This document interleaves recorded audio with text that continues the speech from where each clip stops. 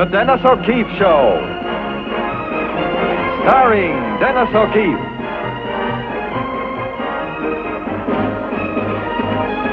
In All Around Town.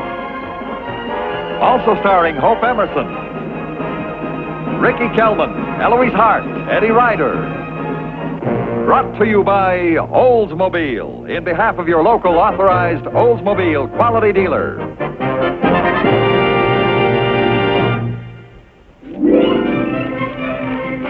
Dad, won't you put a little item in your column that I still have 10 tickets to get rid of? Oh, come on, Randy. Already bought 8 of those tickets for your Boy Scout Jamboree. One of the first things I learned when I was a scout was not to bankrupt your father. Then how am I going to unload these? It's easy. You just ring the bell, and when they open up, you say, "Good morning, sir. Would you like to buy a ticket to the Boy Scout Jamboree?" And you flash that winning smile of yours, and you just watch them dig in their pockets. Come on. Come on, give. Good morning, sir. Would you like to buy a ticket to the Boy Scout Jamboree? Oh, yes, son. I'd be very happy to. Here you are. And my ticket, please. Gee, Dad, I put the whammy on you. Long time ago, Randy. Long time ago. Good morning, madam. Would you like... Turn it off, boy. You already nailed me for 4. Come on, Randy. I don't have to go to the office for an hour yet. I'll get you started. No, I don't want to keep all this cash in the apartment overnight. Somebody might walk in here and... Get over here, Barney. Get over here as quick as you can.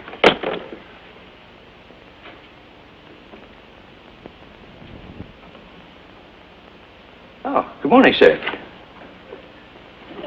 Oh, I'm Hal Town. This is my son, Randy. We live just down the hall. Yeah, what do you want? Well, we're selling tickets for the Boy Scout Jamboree. Likely story. You never take no for an answer. Get out of here. Get out of here. Take that midget with you. Don't let it get you down, son. He was probably drummed out of the Boy Scouts. All that money he had on him. You think he could afford $1? Yeah, wouldn't you? Well, Mrs. Harmon will give us a much friendlier reception. Dad, she moved out last week. People by the name of Valentine live here now. No, is that so? Oh. Hello. How do you do? I'm Hal Town. This is my son, Randy. We're your neighbors in 12A. It's so nice to meet one's neighbors. I'm Mrs. Valentine. Mrs. Valentine. I wonder if we could interest you in a ticket to the Boy Scout Jamboree. They're only $1. You wait right here. I'll get some money for my husband.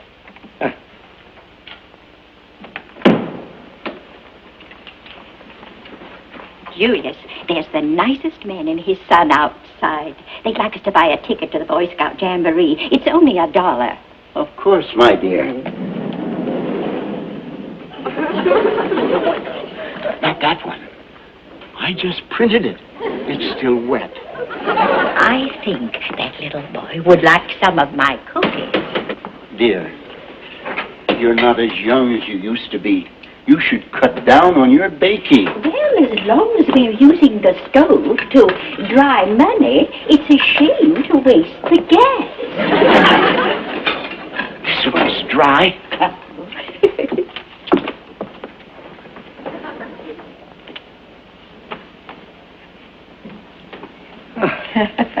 I'm sorry to have kept you waiting.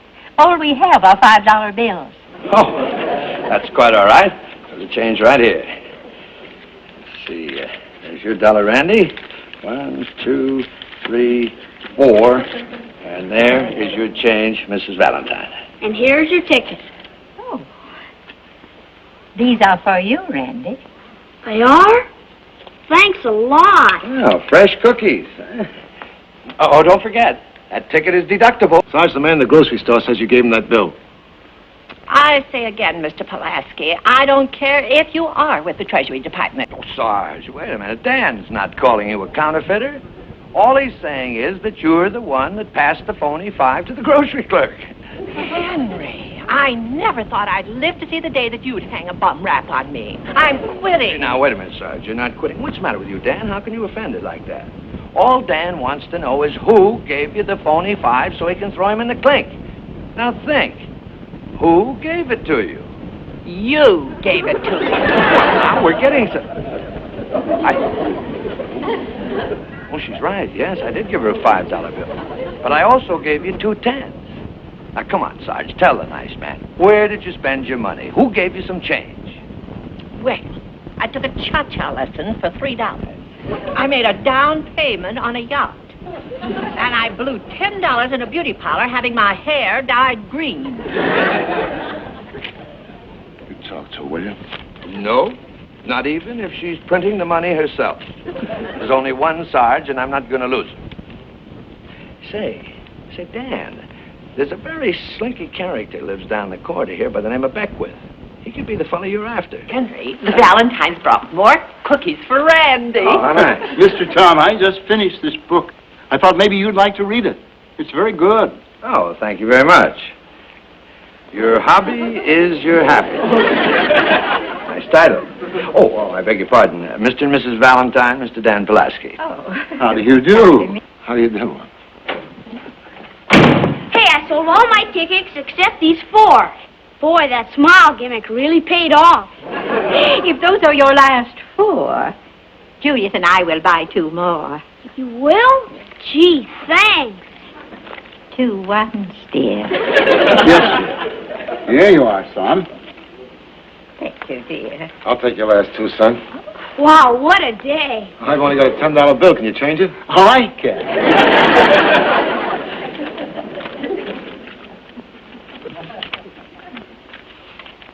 Thank you. There you are, son. Dad, have you changed for a 5? Yeah, I think so. Let's see here. There we are. 1, 2, 3, 4, 5. Yeah, ready? Right. Thank you, son. Well, I've got to report in. Tell Miss Hadley and your secretary, Elliot, I want to see him in your office this afternoon. Yeah, well, wait a minute, Dan. I'm going down there right now myself. I'll ride downtown with you. I can call Miss Hadley from there. The bills are being passed in a radius of 3 square blocks. I'm going to nab that counterfeit if I have to search every apartment in this neighborhood. Good boy. Don't forget this Beckwith fellow. Who is Mr. Pulaski? He's a T-man. And with him on the case, that counterfeiter doesn't stand a chance. Well, Sarge, I've got to go turn in the rest of my scout money now. Well, on your way back, Randy, will you stop at the grocery store and get me I have over $300 on me. You've got to get rid of it, dear. And hurry right back. I will. Miss Sargent, if you'd like, I'll write out the recipe for the cookies. I'd love to have There's a trick about greasing the pans that I want to show you. So let's go into the kitchen. Julius, why don't you occupy yourself with a book? There's nothing like a book to get rid of your problems.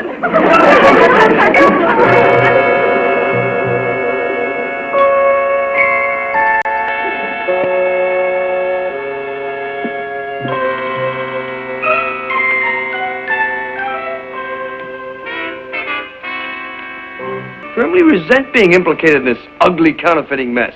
I have a family name to uphold. Now, stop getting your Phi Beta Kappa in an uproar. All right, I confess. My publicity business is a cover-up for my counterfeiting racket. Slap the handcuffs on me. Karen, you know as well as I do that Dan Pulaski doesn't think either one of you have anything to do with the counterfeiting. He's just trying to trace those phony $5 bills.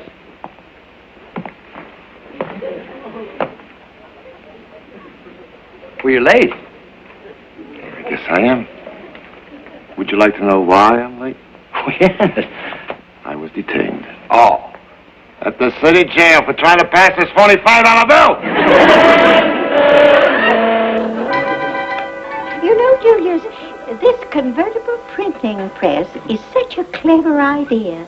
It's a shame you couldn't exhibit it at the home show. It is too bad. But I don't have my invention patented. And I'm afraid some fella might steal the idea. Well, anyway, I know what a creative person you are. And you're very creative too, dear. This is a magnificent piece of work. Oh, it was my first fling at needlepoint.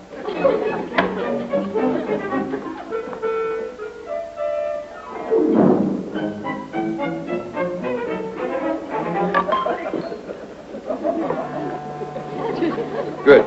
No answer from the Beckwith apartment. The coast is clear. Well, Now, is it absolutely necessary to involve me? I'm very happy to serve as your secretary, but not as your cellmate. Oh, there's no Sing Sing fever connected with this, Elliot. I just want you to stick around and rush the story to the paper when I crack the case. Well, what makes you so positive that Beckwith's the counterfeiter? One, when Randy and I knocked on his door the other day, he was afraid to open it. He was also very nervous and shifty. Two, he had a handful of money, and when he saw me looking at it, he hid it behind his back. Come to think of it, it reeked of fresh printer's ink.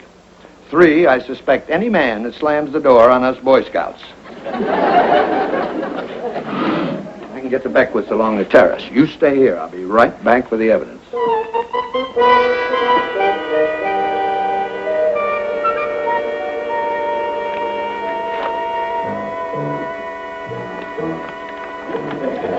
Oh, look, Julius. It's that nice Mr. Town. Wonder what he's up to.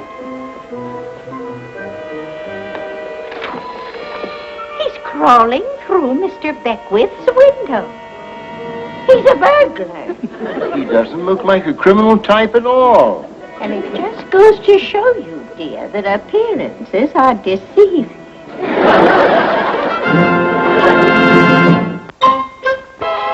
No cauliflower. No cauliflower. No cauliflower. Beckwith's money is all good. Well, then it has to be returned to him. Yeah. Here, take it back. The least you could do is ask for volunteers. Oh, well, now, Elliot, look, please. Elliot, I can go to prison for this. Mr. Town, you have a choice. You can either go, or they'll drag you. Elliot, come back here.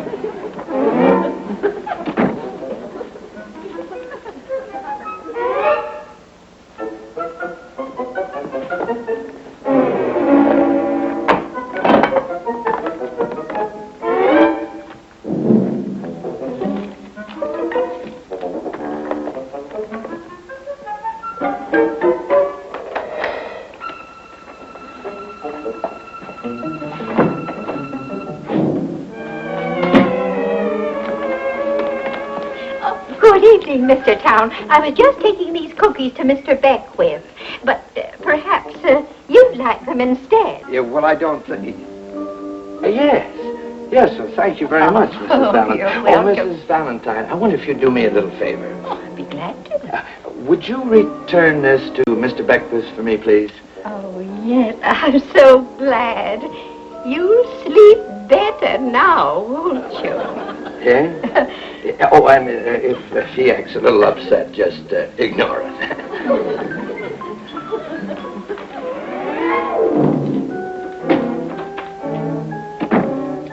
I wonder what he stole. Bingo! Julius, turn on the gas. I tell you, I'm innocent. I got it at the bank. That money was real. Hey, Hal, I caught the counterfeiter. He tried to pass off some phony money on Mr. Wang Li here. Beckwith? I tell you, I'm not a counterfeiter. I'm an antique dealer. Yeah, loaded with phony money. Come on. Good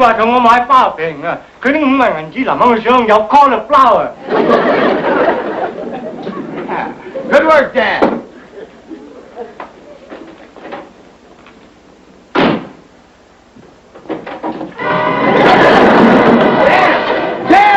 I looked at the money in that box myself. It's good.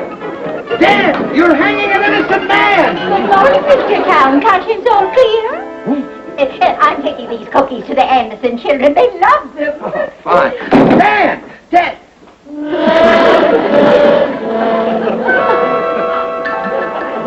No. Oh, no, not that sweet old lady. No, don't let the cookies fool you. She and Julius are the cauliflower kids, all right. I can't believe it. Well, all I know is that when I gave Beckwith's money back to him, it was legal tender. And the bills that Emily gave him were as phony as a $50 mink stove. Well, what's your next move, Sherlock? You going to stick your friend Dan Pulaski on them? Well, no, not quite. There's a slight chance that I might be wrong. What I've got to do is get into their apartment and find the printing press and the plates, and then I'd know I was right. Hello. Yes? I'm Miss Provost from the assessor's office. I'm here to appraise your furnishings. May I come in? Of course. Thanks. This lady is here to take inventory, dear. If I'm in the way, just tell me. Let's see, apartment 12E. 3 cushions.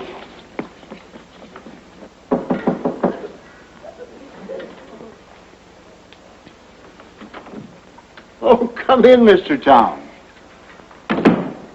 How nice of you to drop in. Miss Provost. I thought so. She's just been up to my apartment. Now, you two nice people are so innocent and unsuspecting, I want to help you. If you don't watch her, she'll appraise your furniture so high they'll raise your taxes. Oh, dear. We're on a budget. Yeah, well, don't worry. Just leave everything to me. And what would your estimate of that chair be, young lady? $150. $150. How ridiculous. Well, look, all you have to do is feel it, and you know that that's K-Park. It isn't down. There's hardly any springs at all, and very little padding.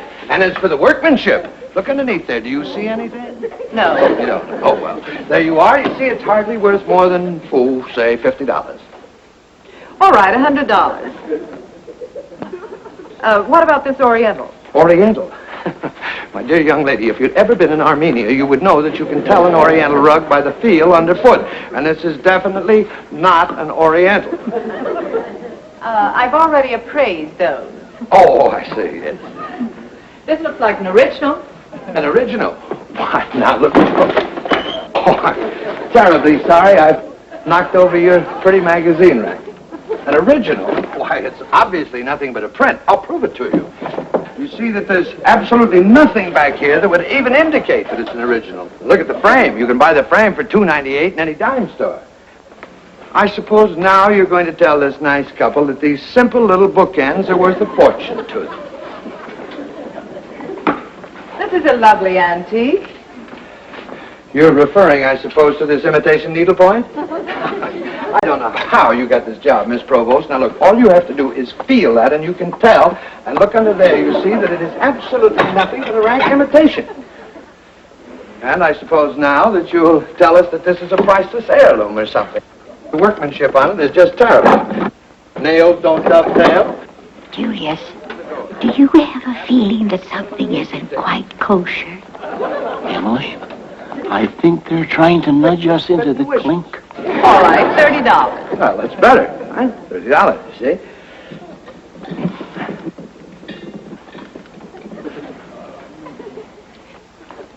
Oh, miss, Yes, Mrs. Valentine. we do have a rather urgent appointment. Oh, I'm finished. Thank you. Well, under the circumstances, I did the best I could, but I do think that I saved you a little money. Oh, you were very kind. No, not at all. Well, goodbye. Goodbye. Bye. If you're making phony money, you've got to have a printing press and plates. And we came up with neither. Ow. Well, they're in there somewhere. I've got to find them. Because of me, an innocent man's in jail. It's a small place, and we looked everywhere. Not everywhere. What was that picture? Do you remember The Lost Weekend? Where did the fellow hide his jug? In the chandelier. In the chandelier, right. The Valentine saw the picture, too. I'll bet you that's where they are. Julius, now that we know Mr. Tao suspects us, he may be back with the police at any minute. Pack these plates in your valise, dear. All right, I give up. How did it happen? Oh, we see... Don't tell me. I'd rather not know. Relax. Unclench your fist. Oh, thanks. This I don't need. Hey, wait a minute. Wait a minute. Julius's book. That's how I'll get back into the apartment. I'll return it to him. I've got a better idea. Stay here, read it, and keep out of trouble. Don't, never mind about that. Just call Pulaski. Tell him to get over here and collect his counterfeiters. Who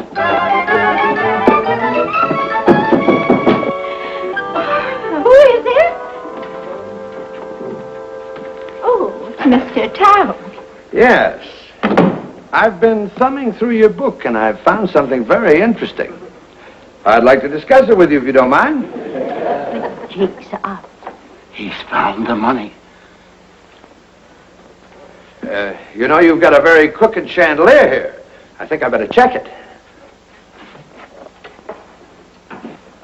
We might as well make a clean breast of it, Julius. I'll get the plates while you put the press together.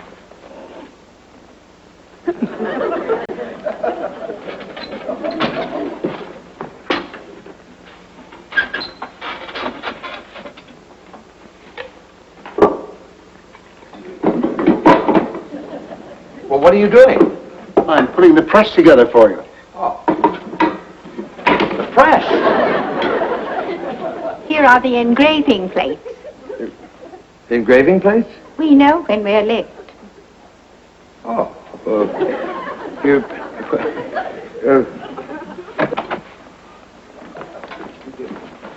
You were right. They were in the chandelier. In the chandelier? They were?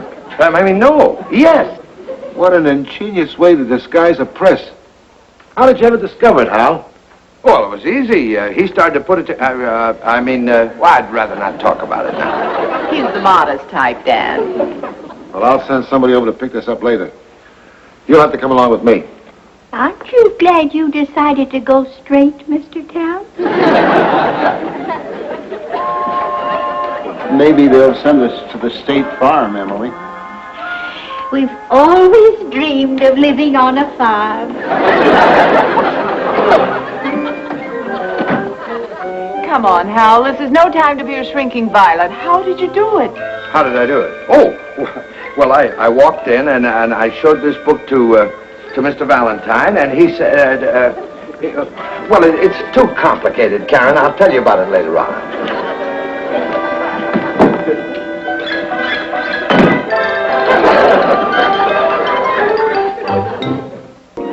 So Emily and Julius Valentine will live out their years on a state farm, happily ever after. That's a wonderful column, Henry. But you're just a little fuzzy on how you got the Valentines to confess that they were the counterfeiters. Yeah, Dad. What did you do to make them hand over the press and the plates to you? Yeah, what did I do? The press and the plates? Yes, go on. Well, I don't like to brag about these kind of things. Since when?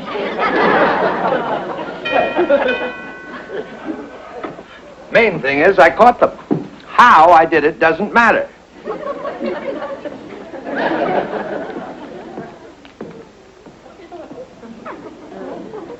walked in, mentioned the book. Valentine said... Good morning. I'm Mrs. Pisano, your new neighbor. I just moved into apartment 12E. Oh, the Valentine place. Yes, I bought all their things. Rather dusty. Oh. I hate to bother you, but I need some change to tip the housekeeper. It seems all I have are $5 bills. Oh, I think I can help you out there, Mrs. Pisano. Oh, it's certainly nice of you. 1, 2, 3, 4, 5. There you are. Thank you very much. Not at all.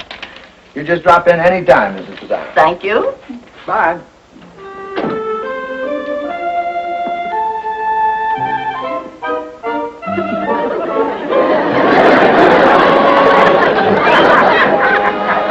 Here, Sarge. Take that $5 and for heaven's sakes, give it back to that grocery man you gave the phony to. I'm glad it's all over. Uh-huh.